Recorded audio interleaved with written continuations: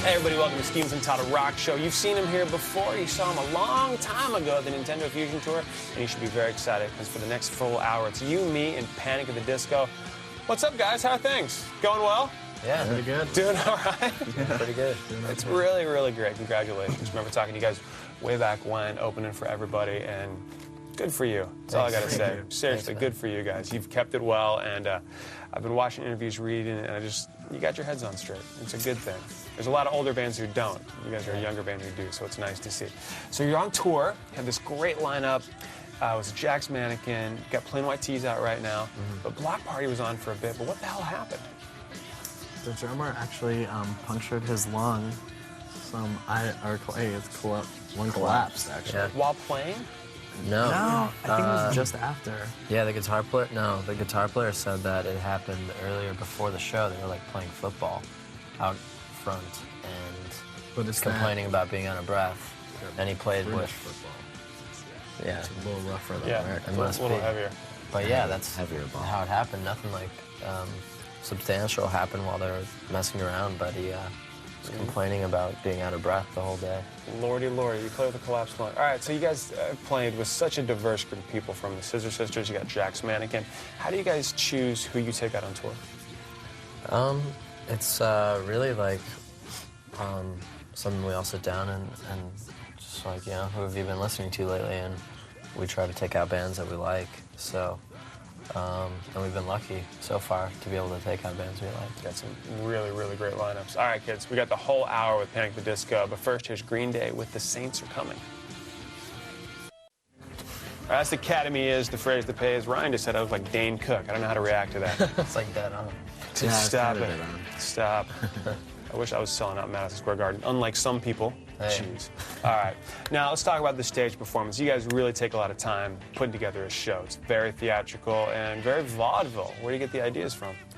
I don't know. I guess, I mean, we sit around a lot on the tour bus thinking about ridiculous things, a lot of which don't end up in the show because it's not possible. But Give me one. What hasn't gone in the show that you really wanted?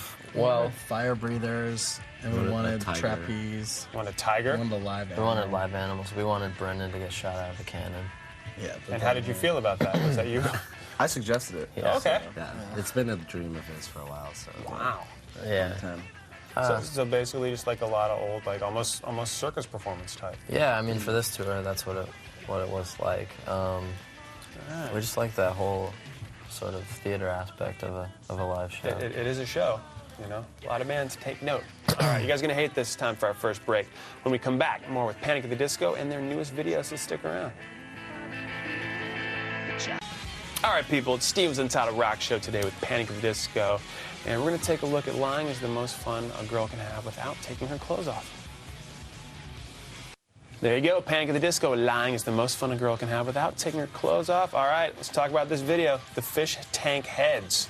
Did you guys come up with that idea? I would like to say that we did, but that was an idea that Travis came to us with, and we were getting a bunch of treatments in, and they were all the same, and then we got this one, and we were just like, this guy's out of his mind, and we called him up and started going over, like, you know, the concept of, you know, the story and stuff like that was actually going to happen, but the fish tanks was kind of like what the thing revolved around. You guys are really into stories and videos. It's good. Yeah. Yeah, you can say that. And people have said, you know, in reviews, like, wow, the band's not really in the video that much. Yeah. Was that an intention from the start?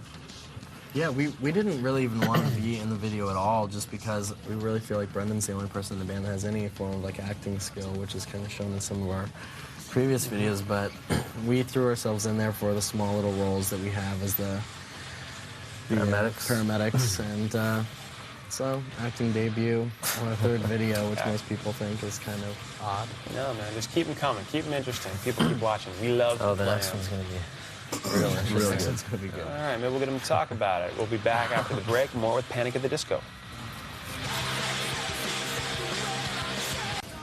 All right, welcome back to the Untitled. We're happy to be joined by Panic! At the Disco. Now, let's talk about John here. John, you've been around the band for a while, but you're the new guy. How'd they approach you? Yeah, I don't know. I put an ad in the Yellow Pages, and In the yellow pages. They just called me up. Their fingers went a walking? It worked out pretty well. No, I was on tour, just hanging out with another band that I was just friends with from home. Called the Academy Is. Called the Academy Is. Okay. Yeah, and which you saw the video there. Yeah. We did the, they opened up for them on that last tour, and we just became the best of friends, and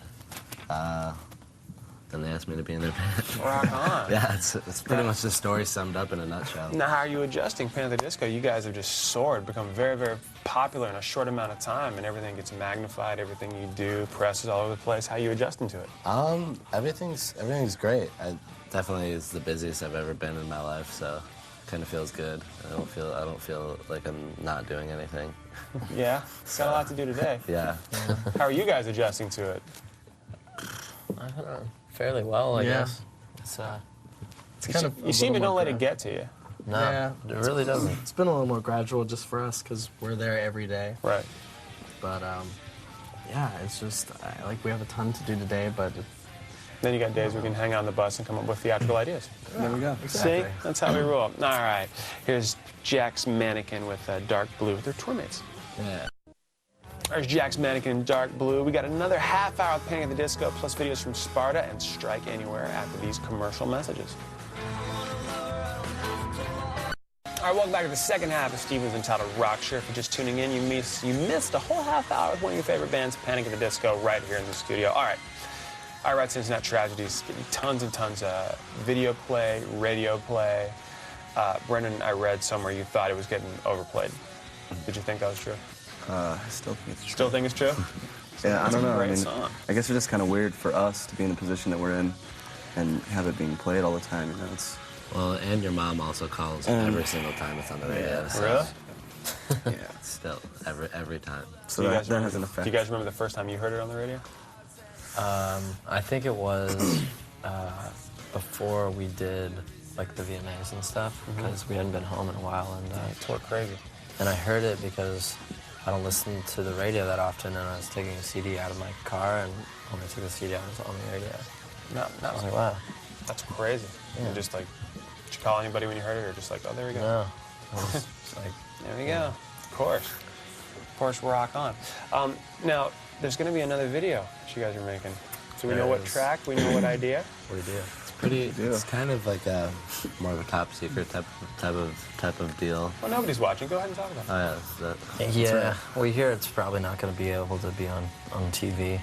Really? It's that, A lot of boobs. yeah. Awesome. in a manner. Awesome. Here's Sparta with Taking Back Control. There's Sparta with Taking Back Control.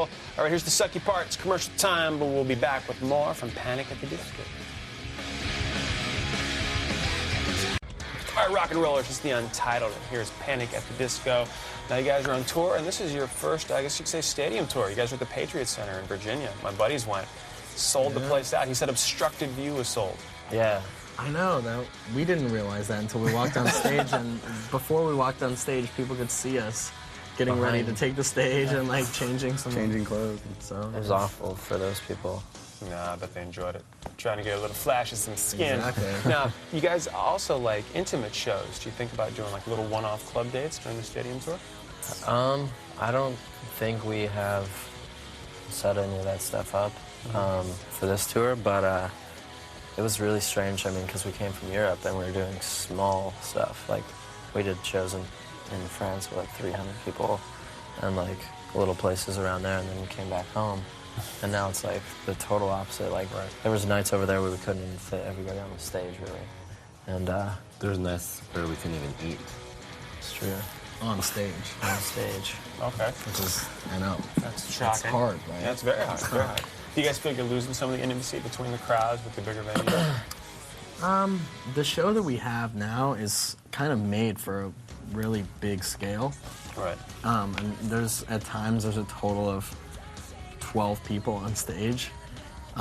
So it really does require kind of the big stage and the big thing. And Plus, we cover Killer Queen, which is a stadium anthem. Dude. So you have to have the big venue. You have to. You have to have the big venue for that guitar A solo. lot of Queen up now. It's like a lot of bands just got into Queen these past couple of years.